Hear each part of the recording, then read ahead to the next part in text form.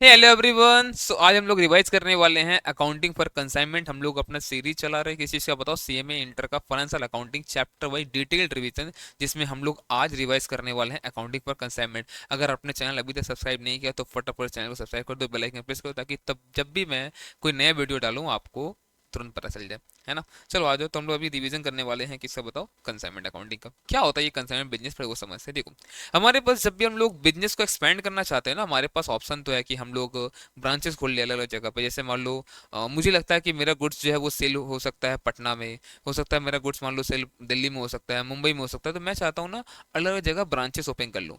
But देखो, अगर मैं ब्रांचेस ओपन करता हूँ तो वहाँ पर कुछ ऑपरेटिंग कॉस्ट भी आएगा। तो हो सकता है इनिशियल डेज में उतना बिके ना गुड्स और हमें लॉस भी हो जाए। तो हम अभी उतना ज़्यादा मान लो ऑपरेटिंग कॉस्ट बियर करना नहीं चाहते हैं। हम चाहते हैं पहले एक काम करते हैं, किसी के थ्रू अपना गुड्स पहले लोगों तक वहाँ पे पहुँचाए, अपना पहले थोड़ा नाम बन जाए, फिर हम देखा जाएगा आगे क्या करना है। तो हम लोग मान लो कोई एक एजेंट के साथ हम लोग कॉन्ट्रैक्ट करते हैं कि देखो भाई तुम ये काम करो, तुम हमारा गुड्स वहाँ पे सेल करा दो, हम तुमको कमीशन दे देंगे। जितना गुड्स सेल होगा उस पर अपना एक अग्रीड परसेंटेज पे तुमको कमीशन हम लोग दे देंगे। ये चलो कर सकते हैं। तो मान लो क्या होता है, ये एक बंदा है यहाँ पर, मान लो ए है यहाँ पर कोलकाता का, तो ए ऑफ कोलकाता, ठीक है। और यहाँ पर बी ऑफ दिल्ली। ये क्या करता है, ये जो है ना ये गुड्स सेंड करता है किसको, बी को, और क्या बोलता है कि भाई तुम आगे इसको सेल करना। तो जो ए है ना जो गुड्स सेंड कर रहा है उसको हम लोग बोलते हैं कंसाइनर।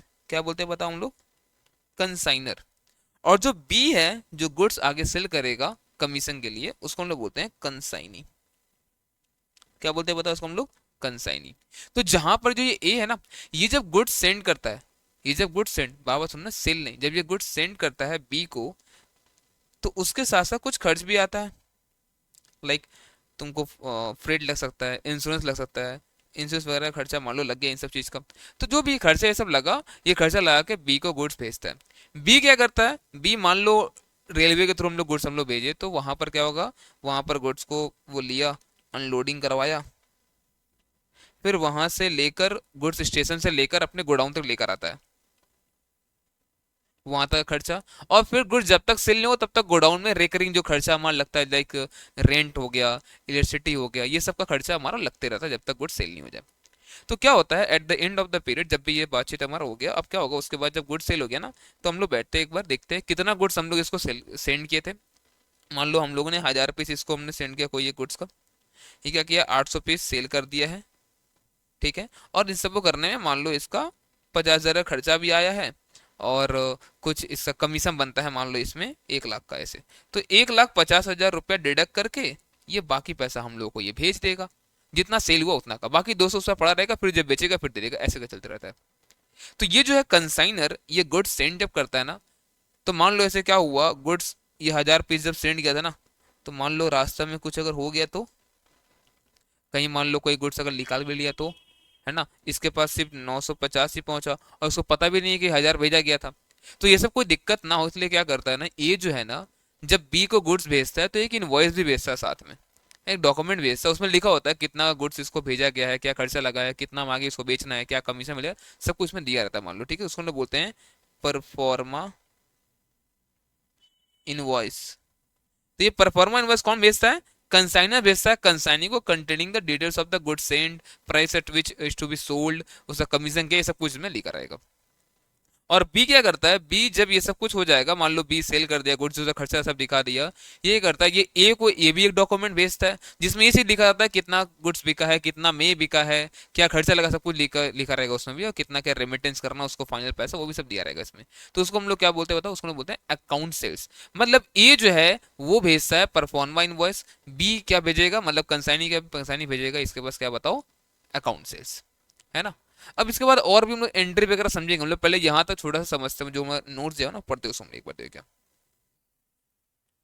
मतलब consignment is a kind of business expansion without actually opening a branch in a new potential area. मैं चाहता हूँ दिल्ली में अपना बिजनेस बढ़ाना, बट मैं ब्रांच नहीं खोलना चाहता हूँ, ठीक है।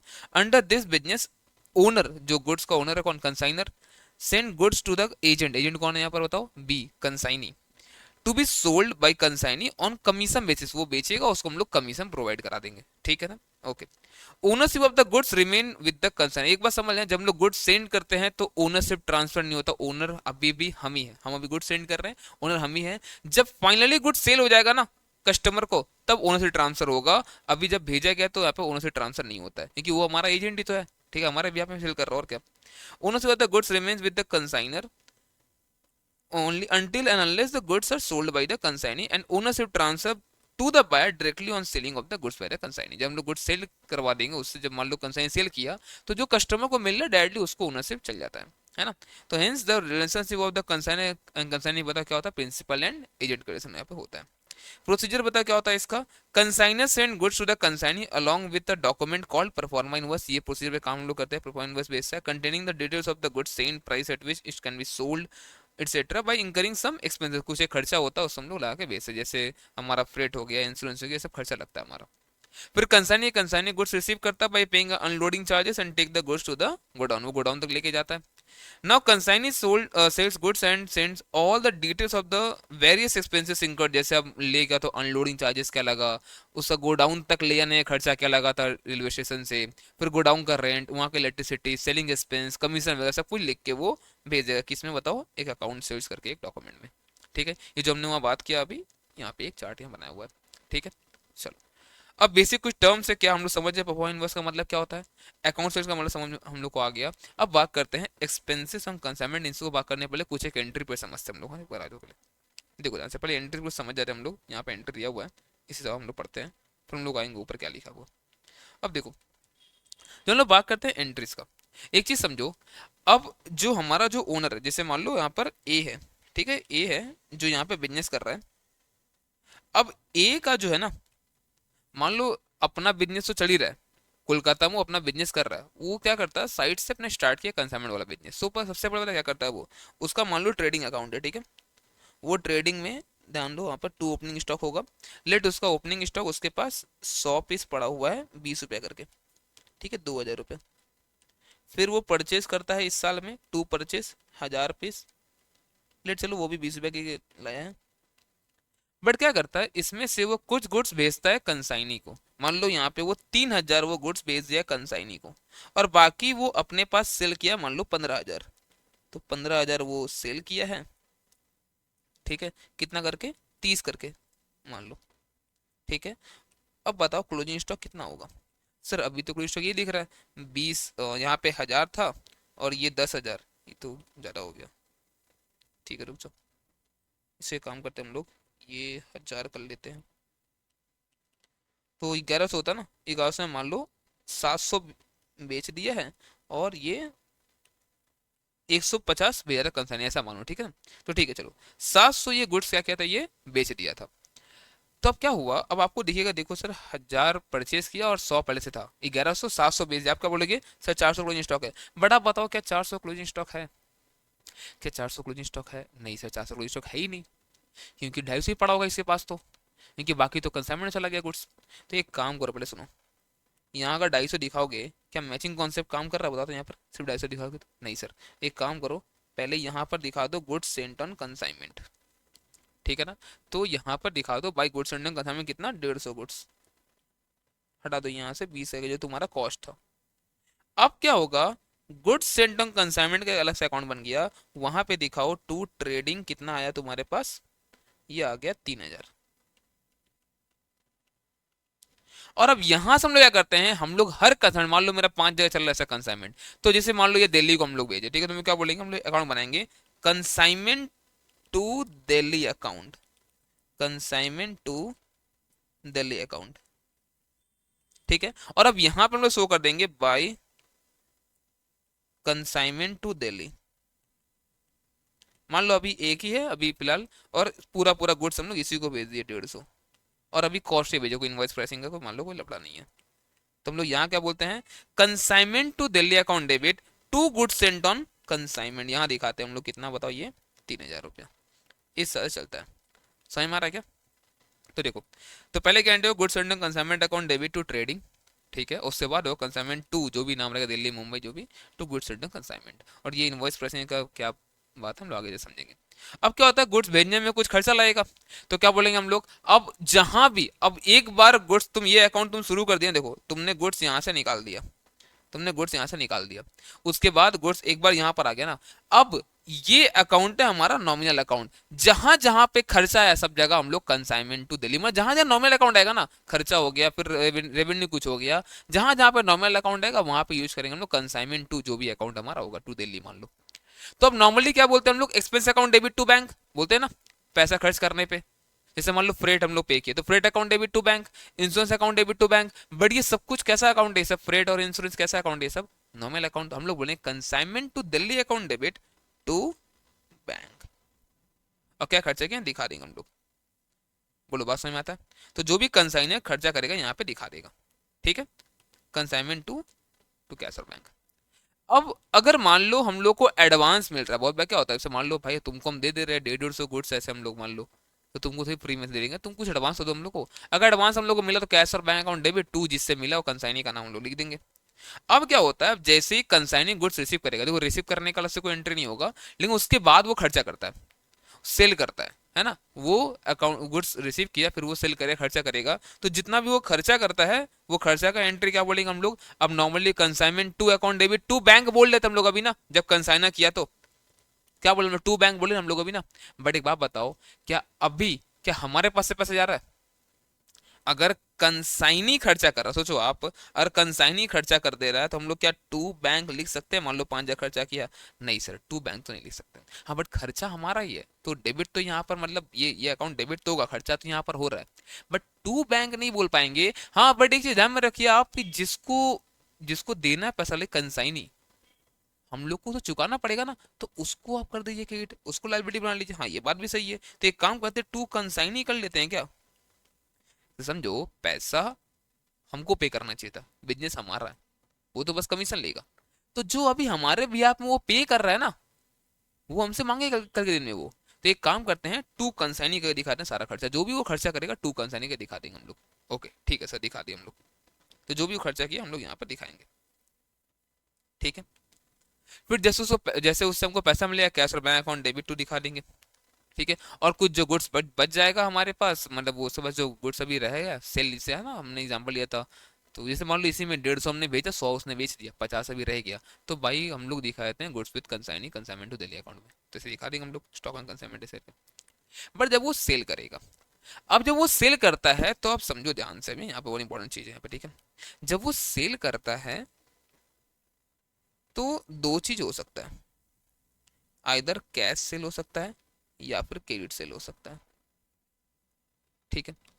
तो कैश सेल हो क्रेडिट सेल हो, ठीक है, कैश सेल हो या क्रेडिट सेल हो, अगर कैश सेल हुआ है तो हम लोग क्या बोलते हैं, नॉर्मली नॉर्मल दिन में क्या बोलते हैं हम लोग, cash account debit to sale, ये बोलते हैं ना, cash account debit to sale, ये हम लोग करते हैं।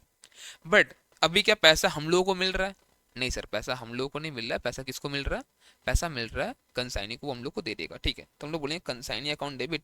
और जो ये हमारा सेल्स अकाउंट है कैसा अकाउंट है, सर ये तो नॉमिनल अकाउंट है सर हमारे लिए, तो हाँ नॉमिनल अकाउंट है ना, तो आप वो अकाउंट यूज करो, कंसाइनमेंट टू दिल्ली अकाउंट, ठीक है। बट क्रेडिट सेल के केस में हम लोग जनरली क्या बोलते हैं, debtors account debit to sales, है ना, तो फिर से बोलेंगे debtor account debit to consignment to Delhi account. But एक चीज ध्यान में रखना, हम लोग बहुत बार ना इसको देखो कमीशन देते हैं, बट कमीशन में एक एक्स्ट्रा कमीशन दे सकते हैं, पता हम लोग कंसाइनी को एक एक्स्ट्रा कमीशन देते हैं, क्योंकि समझो अगर हम लोग विथ वो extra commission without extra commission, मान लो वो एक्स्ट्रा कमीशन नाम क्या हम लोग को नहीं पता अभी, ठीक है, मान लो विथ वो एक्स्ट्रा कमीशन अगर है तो हम लोग उसको कमीशन देते हैं ना, तो फिर अगर डेटर को सेल हुआ, डेटर से पैसा कम मिला नहीं मिला ये हमारा जिम्मेदारी अब नहीं है। अगर आपको वो एक्स्ट्रा कमीशन, उसका नाम होता है डेल क्रेडिटरी कमीशन, क्या कमीशन बताओ, डेल क्रेडिटरी कमीशन। अगर वो एक्स्ट्रा कमीशन अगर हम आपको पे कर रहे हैं, कंसाइनी को हम लोग पे अगर कर रहे हैं हम लोग, तो इसका मतलब ये समझ लो हमें फर्क नहीं पड़ता है वो कब देगा पैसा, बेडेड होगा क्या होगा, वो हम लोग कंसाइनी से ही मांगेंगे, तो हम लोग उसके लिए भी फिर सेम एंट्री करेंगे, consignee account debit to consignment to Delhi account.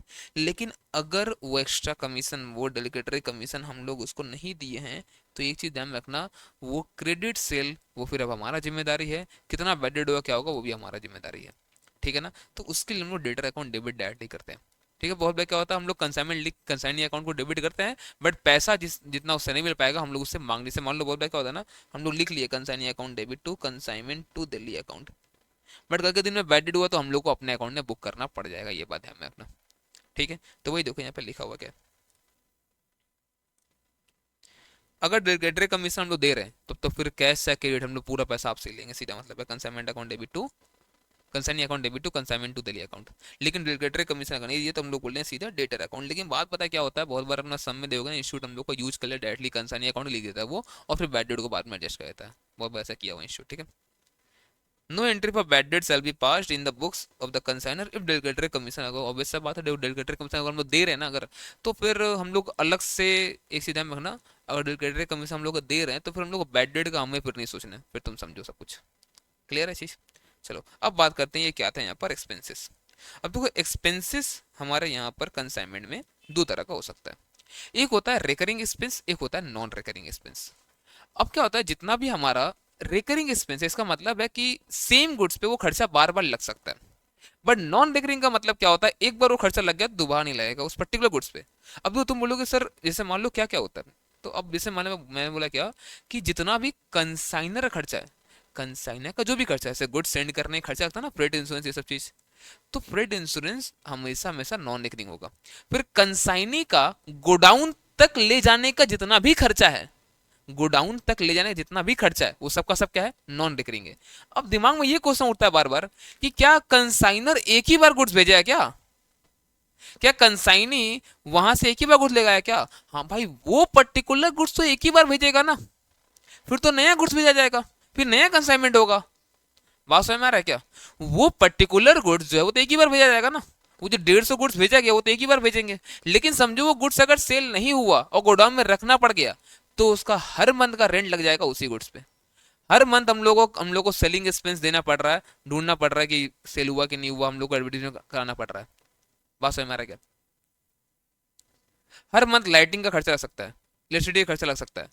तो इसका मतलब रिकरिंग खर्चा मतलब होता है उस पर्टिकुलर गुड्स पे बार बार वही खर्चा लगते जा रहा है।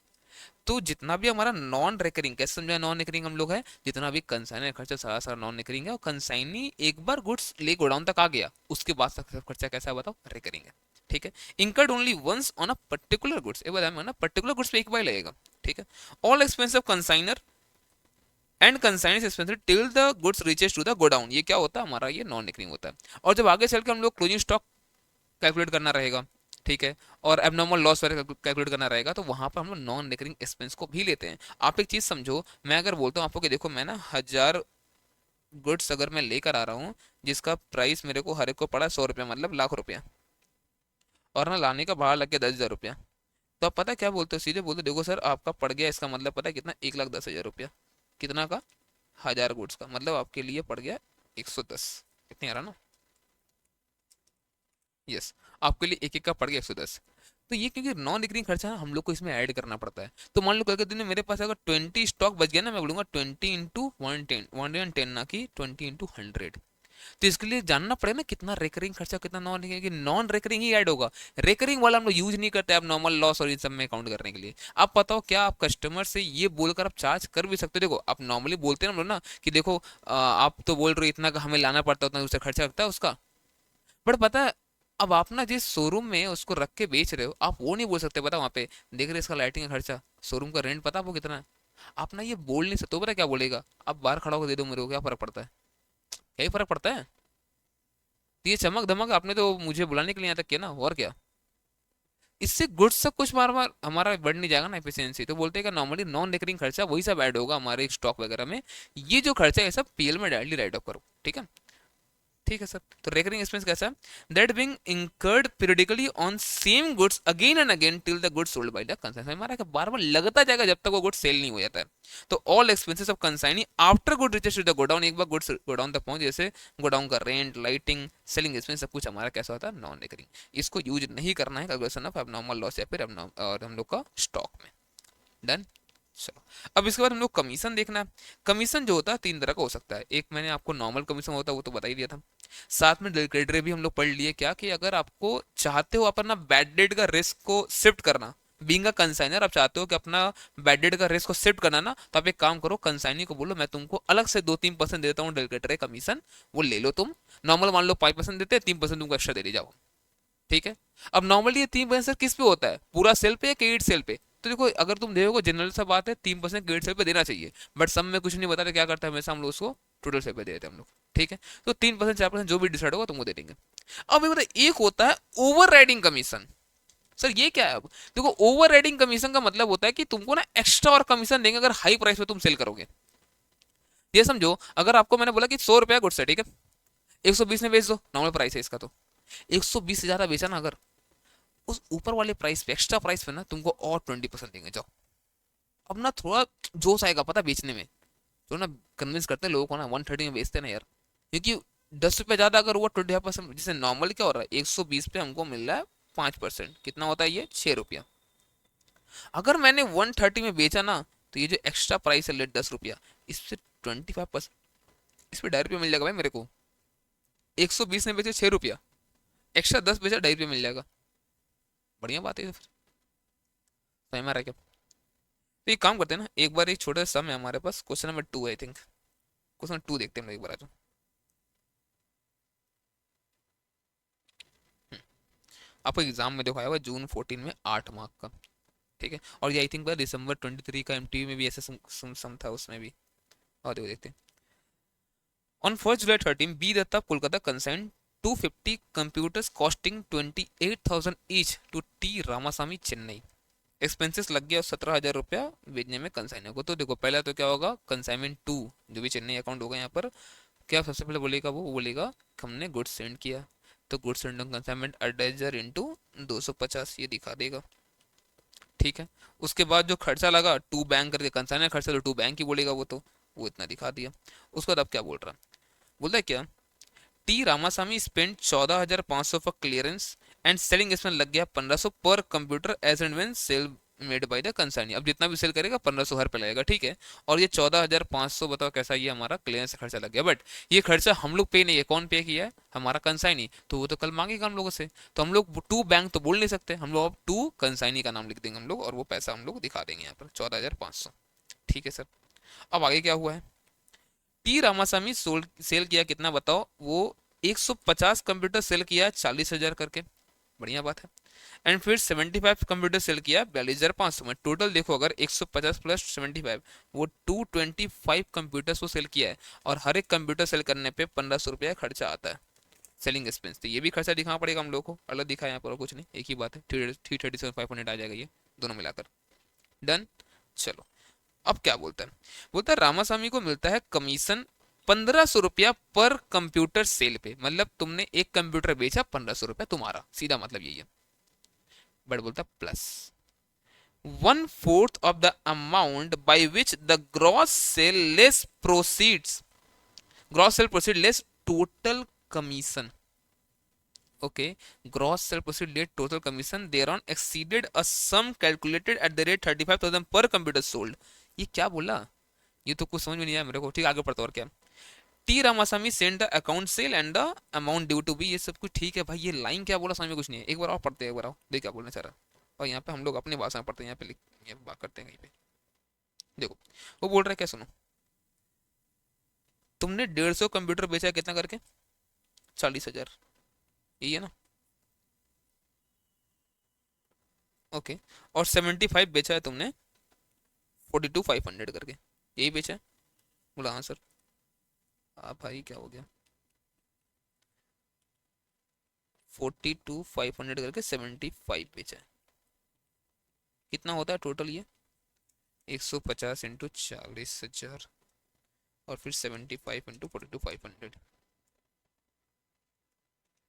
ये आ रहा है 90, अरे यार कट गया, 75 इंटू 42,500 प्लस ये 60 लाख आ रहा था, तो 91,87,500 में ये बेचा, टोटल ये इतना सेल हुआ।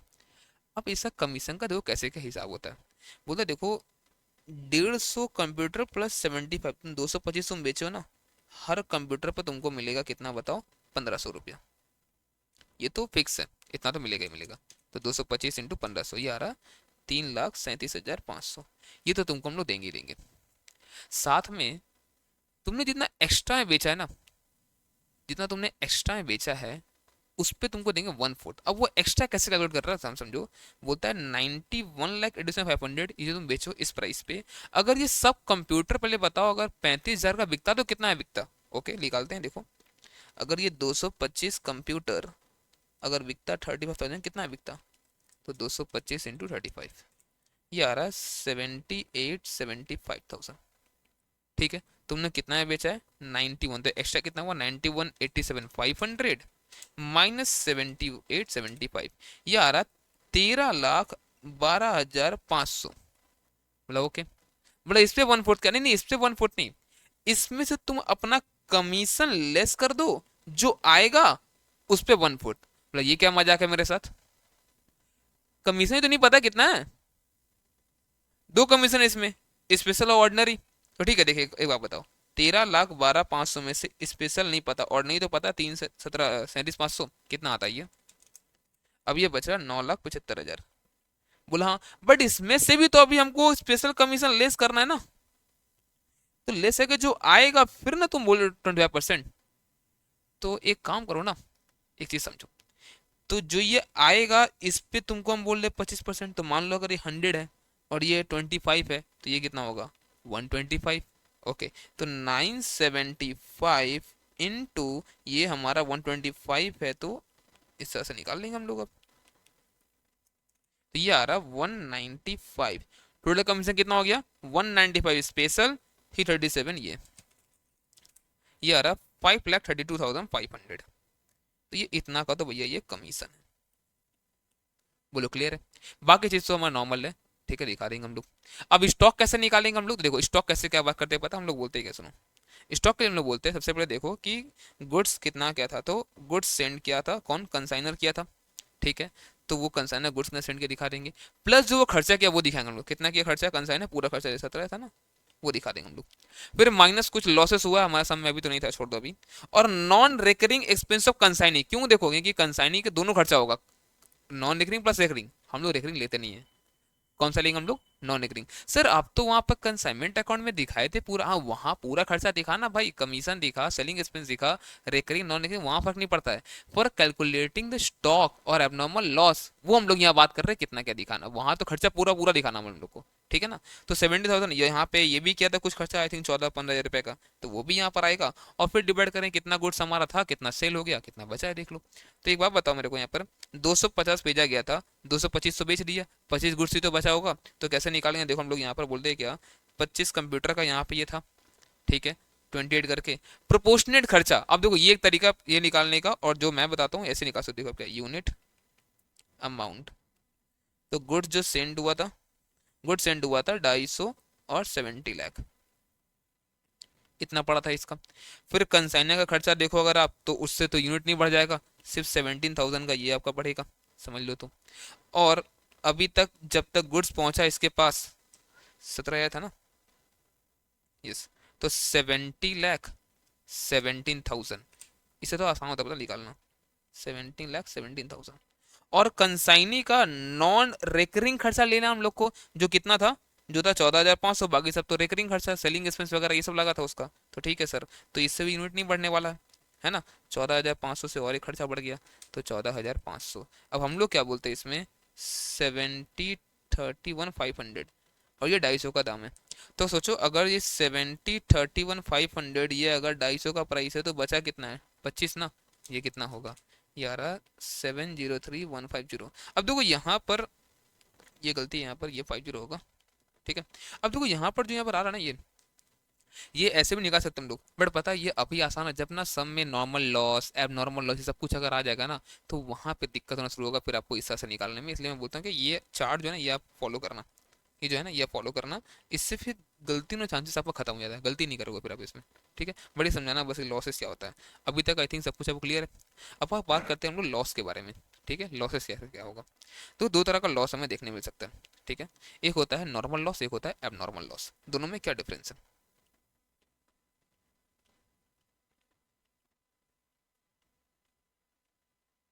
देखो जो नॉर्मल लॉस है ना उसको आप कुछ नहीं कर सकते, वो इनहेरेंट जिसको बोलते हैं इनहेरेंट लॉस है, वो होगा ही होगा, आप कुछ नहीं कर सकते इसके लिए।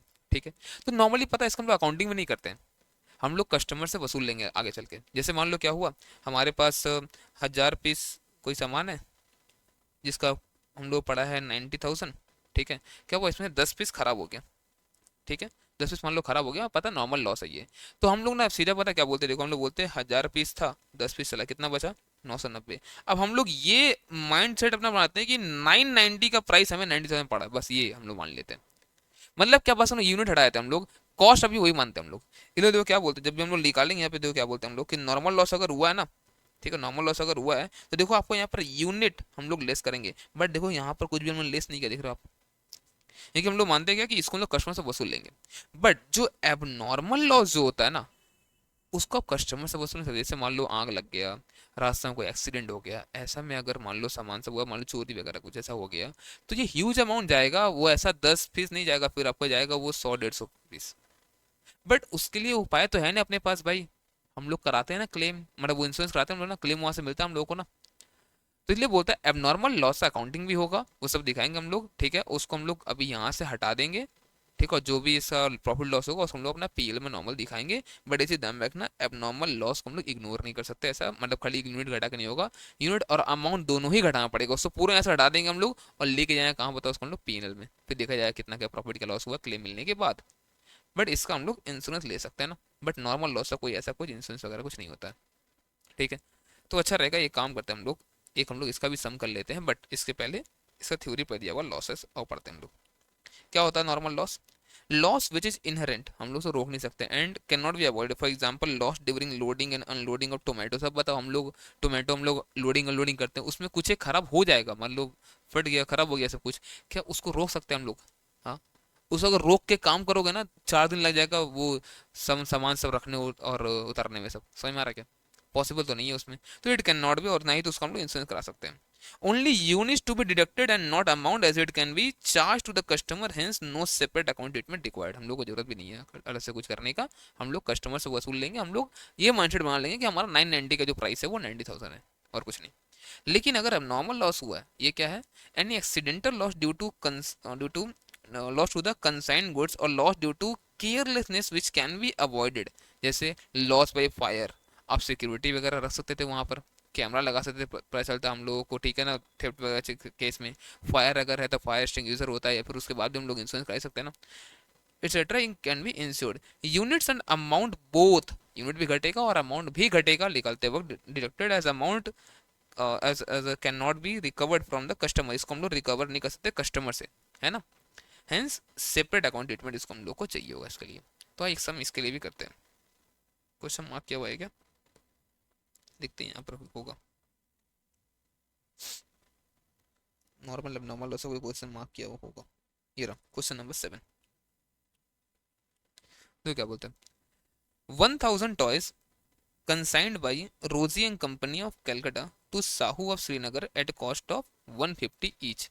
रोजी एंड कंपनी पेड किया फ्रेट 10,000 और इंश्योरेंस, समझ में आ रहा है क्या? ये हम लोग दिखा देंगे 1,000 टॉयज 150 करके, मतलब कितना हो गया 1.5 लाख रुपया, वो दिखा देंगे पहले, और जो खर्चा हुआ 2 बैंक से दिखा देंगे कि यहाँ पर कंसाइन ने खर्चा किया। ठीक है सर। ड्यूरिंग द वॉयज क्या हुआ, 100 toys were totally damage by fire and had to be thrown overboard. Saw to delivery of the remaining toys and paid 14,400 for the custom duty. अभी बात समझ में आपको आ रहा है क्या?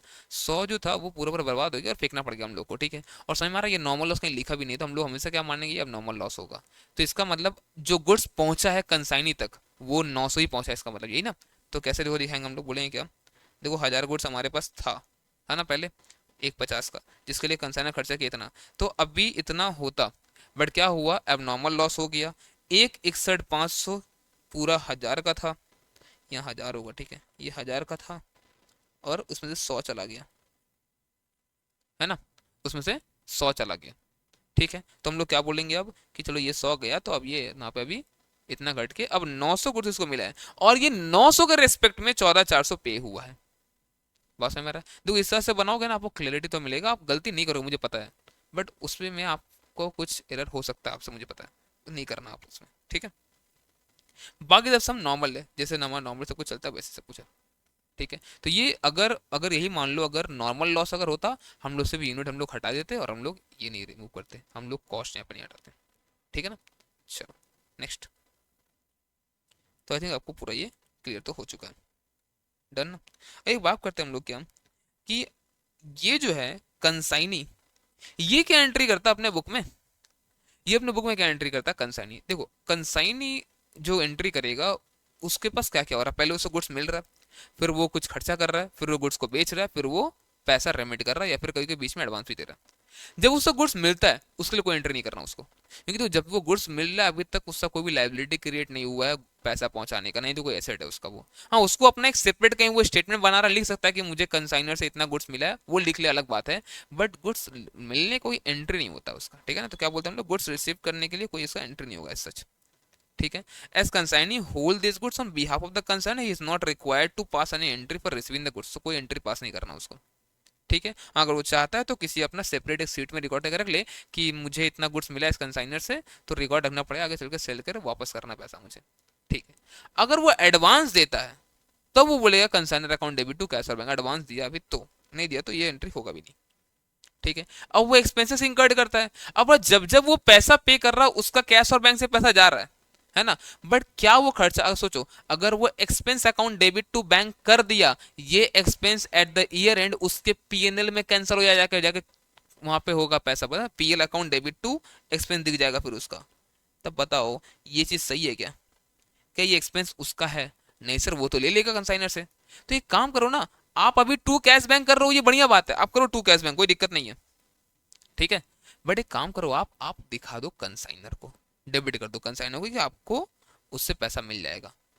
क्या क्या मिलेगा, एक तो कमीशन का पैसा मिलेगा आपको, साथ साथ ये जो खर्चा किया वो मिलेगा, तो ठीक है, ये दोनों आप दिखा दो कंसाइनर के नाम पे डेबिट करके कि आपको इतना पैसा उससे मिलने वाला है। बट क्या होगा बताओ, मान लें हम लोगों ने डेबिट किया कमीशन प्लस ये खर्चा सब मिला के 10,000 रुपया, और हमने सेल कर दिया कितना बताओ, मान लो 1 लाख रुपया, तो बाकी 90 हम लोग क्या करेंगे, गुड सेल करने के बाद हम लोग उसको दे देंगे पैसा। और ध्यान में रहे, डेबिट कमीशन अगर ले रहा है तो बैड डेट पर रिस्क इसका हो जाएगा। तो मान लो क्या हुआ, कमीशन मिल गया हम लोग को सब मिला के 15,000, और बैड डेट हो गया अगर 1,000 रुपया, तो हम लोग पता है करें, हम लोग करेंगे उसको अपने कमीशन इनकम से एडजस्ट। तो टोटल कमीशन मैंने कमाया 15,000 टोटल कमीशन, एंड 1,000 मेरा बैड डेट हो गया, तो अल्टीमेटली बताओ 14,000 हमने कमाया ना फिर तो वो कमीशन से वो एडजस्ट कर देगा, ध्यान में रहे। ठीक है ना। चलो, और रेमिटेंस पैसा वापस भेजे तो दिखा देगा, और अनसोल्ड स्टॉक का इसको अलग से देखो ना, गुड्स मिलने का एंट्री ना इससे गुड्स का कोई बचा हुआ तो उसका कोई एंट्री करना है। ठीक है, एक चीज देखो यहाँ पे नोट दिया क्या बोलता है, if del credere commission receive then loss of bad debt shall be borne by the consignee. Obvious सा बात है, हम ही को बोर्न करना, मान लो मैं अगर कंसाइनी हूँ और मुझे बैड डेट रिस्क बेयर करना पड़ेगा कि मैंने अलग से इसके लिए कमीशन लिया है, ध्यान में है ना, हमने डेलिगेटरी कमीशन अलग से लिया अगर, तो फिर वो हमारा रिस्क बन जाता है, and he should adjust the same with the commission income, otherwise same should be adjusted with the amount payable to the consign. अगर मान लो कि हम लोगों ने लाइक ये नहीं किया था, डेलिगेटरी कमीशन नहीं लिया है, तो बैड डेट किसका रिस्क है, रिस्क है कंसाइनर का, वो समझे। हम लोग कंसाइनर का अकाउंट हम लोग घटा देंगे और डेबिट करके रख देंगे हम लोग टू कंसाइनर। डन। चलो, अब ये लेजर अकाउंट कैसे क्या बनाते हैं देखो, सबसे पहले क्या होगा, कंसाइनमेंट टू जो दिखाते हैं हम लोग कहीं भी दिल्ली मुंबई, सबसे पहले गुड सेंट होगा, फिर टू बैंक जो कंसाइनर का सारा खर्चा है वो हम लोग दिखाएंगे, फिर टू कंसाइनी जो जो कंसाइनी खर्चा करेगा, clearing charges, carriage, godown rent, lighting, selling, इसमें सब कुछ दिखा देंगे हम लोग। एंड ये स्टॉक रिजर्व वाला पॉइंट क्या हम लोग को नहीं पता, छोड़ दो अभी। ठीक, उसके बाद जो सेल करेगा कंसाइनी, कंसाइनमेंट डेट का क्रेडिट सेल हुआ तो अब नॉर्मल लॉस जो क्लेम हम लोग को मिलेगा, जितना मान लो हमारा लॉस हो गया 50 है, जिसमें क्लेम हम लोगों को मिला है 30,000, तो अल्टीमेट लॉस हुआ 20,000। अब आपका ऑप्शन है, या तो आप डायरेक्ट 50 यहाँ दिखा दो, और या तो आप 30 और 20 दोनों यहाँ पे दिखाओ, अल्टीमेट 50 ही आपको दिखाना है यहाँ पर। आइधर आप क्लेम दिखा दो 30 और फिर दिखाओ पीएल में बैलेंसिंग लॉस 20,000, एक बार दिखा दो 50 ले आएगा, पीएल में ट्रीटमेंट अपना करते रहना, कोई दिक्कत नहीं है। ठीक है, और ये क्लोजिंग स्टॉक जो बच गया वो अगेन ये लोडिंग का हम लोग फंडा नहीं पता, और ये प्रॉफिट या लॉस जो बैलेंस से फिगर होगा। अब जो कंसाइनी है उससे हम लोग क्या पाते हैं पैसा, वो अगर जब तक सेल नहीं किया तब तक उससे हम लोग पैसा नहीं पाते हैं, जिस दिन वो सेल किया हम लोग दिखा देंगे कंसाइनमेंट टू दिल्ली अकाउंट, और बाकी जो वो खर्चा किया बाकी सब वो भेज देगा, नहीं भेजा तो पैसा बाद में मिलेगा, हम लोग को एसेट बना कर देंगे बैलेंस शीट। क्लियर है चीज। अब आप बात करते हैं ये क्या बोल रहे हैं यहाँ पर, ये लोडिंग वाला बात। ठीक है, आ जाओ, ये लोडिंग का बात यहाँ क्या कर रहा है, ये हम लोग थोड़ा बातचीत करते हैं यहाँ पर। यहाँ पे हम छोड़ गए थे, याद है कहीं बीच में था लोडिंग वाला पार्ट, देखो ये रहा, इन छोड़ गए थे उससे हम लोग, ये क्या होता है और समझते हैं। देखो बहुत बार पता है क्या होता है, हम लोग जो गुड्स इसको ना कॉस्ट पे नहीं भेजते हैं, हम लोग भेजते हैं कुछ प्राइस इम्प्लेट करके। ठीक है, तो मान लो एक एग्जांपल लेते हैं जहाँ पर एक गुड्स था, कोई ये गुड था यहाँ पर 100 रुपये का, उसका कॉस्ट प्राइस था, ठीक है। हम लोग क्या किए, इसको इनवॉइसिंग करके 120 पे भेजें, और भेजे हैं कितना गुड्स, 50 गुड्स मान लो, ठीक है। 50 गुड्स भेजे, इसका कॉस्ट हो जाएगा 5,000, बट इसको जो हम लोग भेजे हैं वो हम लोग भेजे हैं 6,000 में। बात समझ में आ रहा? हम लोग क्या किए बताओ, 50 गुड्स इसको 120 करके भेजे हैं, मान लो और कुछ भी नहीं है खर्चा, अभी इग्नोर करो, चलो ठीक है, पूरा पूरा खर्चा अभी इग्नोर करो, ठीक है। और ये आगे चल के बेच दिया है, इसमें से 90 गुड्स मान लो वो बेच, सही 50 पे था ना, 50 में मान लो 40 गुड्स वो सेल भी कर दिया है, 125 रुपये मान लो वो बेचा है, ठीक है। तो 40 गुड्स बेचा 125 है, कितना मिला उसको, 5,000 रुपये मिला होगा। अब जब हम लोग बनाते हैं ना कंसाइनमेंट अकाउंट, ध्यान दो यहाँ पे, ध्यान देना, हम लोग बोलते हैं 2 गुड्स सेंट ऑन कंसाइनमेंट, और जितना भेजा आपने, कॉस्ट में भेजा तो कॉस्ट, इनवॉइस भेजा तो इनवॉइस, आपने जिस प्राइस में भेजा आपको वही प्राइस दिखाना पड़ेगा। 120 × 50, 120 × 50, 6,000 रुपये, ठीक है।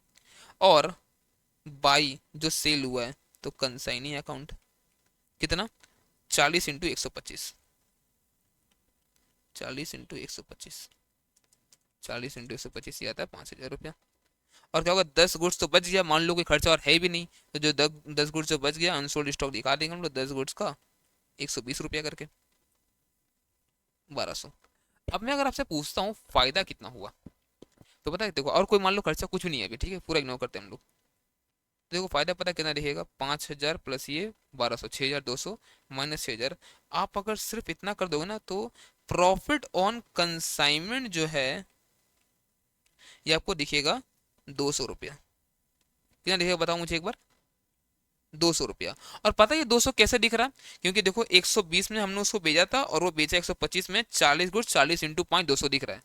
बट पता आपको अच्छी तरह से पता है, अगर आप सही से एनालिसिस करो तो आपको पता है ये 40 गुड्स पे 5 का फायदा नहीं हुआ है, ये 40 गुड्स पे आपको पता है 25-25 का फायदा हुआ है, क्योंकि गुड्स एक्चुअल में 100 रुपए का था, ध्यान में ये बात आपको। तो एक्चुअल में तो 1,000 का फायदा फिर आना चाहिए, बढ़िया कितना 200 का आ रहा है। तो इसका मतलब हम लोग क्या करते हैं, कॉस्ट जो हमारा है, कॉस्ट, कॉस्ट में कुछ हम लोग पार्ट ऐड करके हम लोग बनाते हैं इनवॉइस प्राइस, उस पार्ट को हम लोग बोलते हैं लोड।